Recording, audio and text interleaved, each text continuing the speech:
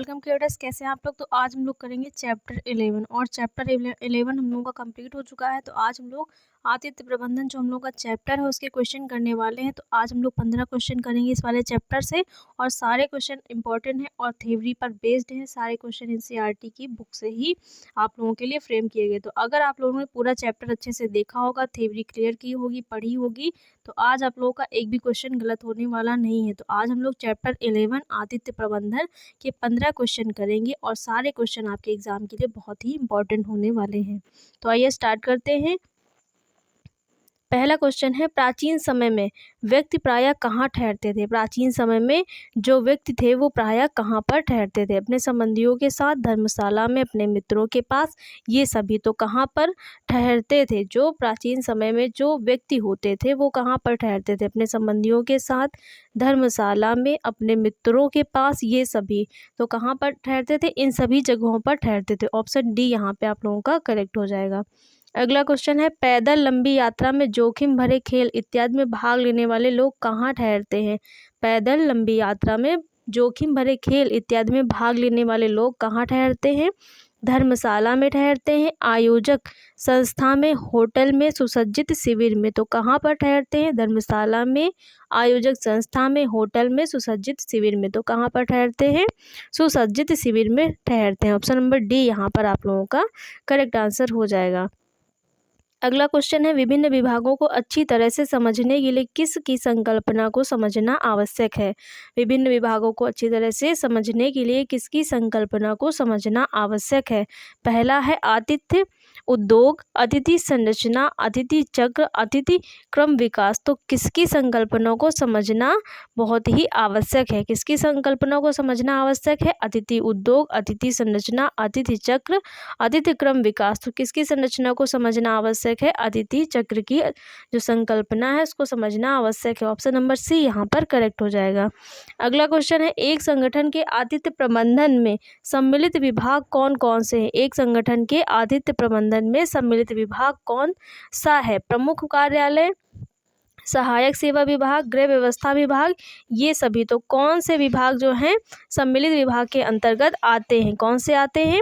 तो ये सभी जो विभाग होते हैं वो एक संगठन के आतिथ्य प्रबंधन में सम्मिलित विभाग के अंतर्गत आते हैं। ऑप्शन नंबर डी यहाँ पर सही हो जाएगा। अगला क्वेश्चन है, अतिथियों को प्रदान की जाने वाली सेवाओं का तरीका किस में महत्वपूर्ण भूमिका निभाता है। तो अतिथियों को जो सेवाएं प्रदान की जाती है उसमें जो तरीका है वो कौन सा तरीका है जो महत्वपूर्ण भूमिका निभाता है।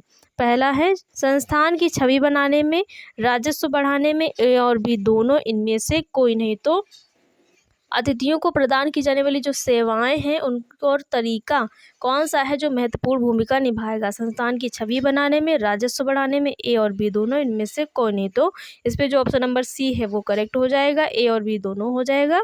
ऑप्शन नंबर सी यहाँ पर आप लोगों का करेक्ट आंसर है। अगला क्वेश्चन है, होटल के लिए सबसे महत्वपूर्ण क्या होता है।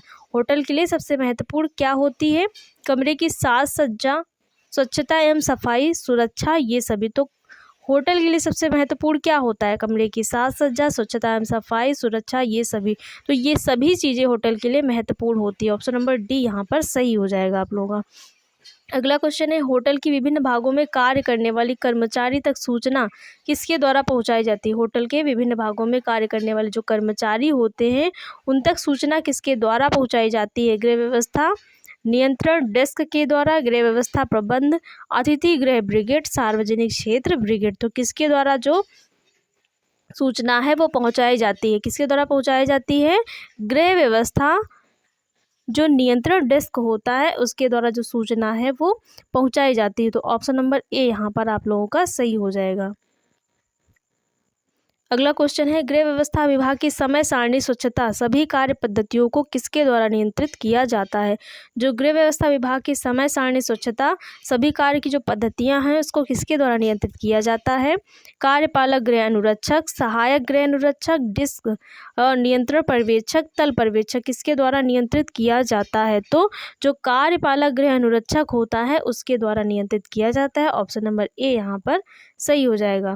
अगला क्वेश्चन है, किसी भी संगठन, दफ्तर, होटल के लिए क्या एक अनिवार्य भाग है? किसी भी संगठन, होटल, दफ्तर के लिए क्या एक अनिवार्य भाग है?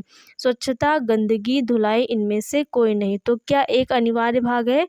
इन सभी संस्थानों के लिए स्वच्छता जो है वो एक अनिवार्य भाग है। ऑप्शन नंबर ए यहाँ पर सही हो जाएगा। अगला क्वेश्चन है, निम्न में से कौन सा उपकरण अच्छी स्वच्छता रखने के लिए आवश्यक होता है? निम्न में से कौन सा उपकरण अच्छी स्वच्छता रखने के लिए आवश्यक होता है? वैक्यूम क्लीनर, विभिन्न प्रकार के ब्रश, साफ करने वाले कपड़े, ये सभी। तो यहाँ पर जो है कौन सा ऑप्शन आप लोगों का सही हो जाएगा? ये सभी चीज़ें जो है जो स्वच्छता के उपकरण हैं वो सब इसमें आते हैं। तो ऑप्शन नंबर डी यहाँ पर सही हो जाएगा। ये सभी ऑप्शन आप लोगों का सही हो जाएगा। अगला क्वेश्चन है, रेस्तरां किस प्रकार की सुविधा है? जो रेस्तरां है वो किस प्रकार की सुविधा है? संस्थागत सुविधा, आंतरिक सुविधा, व्यापारिक सुविधा, सार्वजनिक सुविधा। तो जो रेस्तरां है वो किस प्रकार की सुविधा है? एक प्रकार की व्यापारिक सुविधा है। ऑप्शन नंबर सी यहाँ पर आप लोगों का करेक्ट हो जाएगा।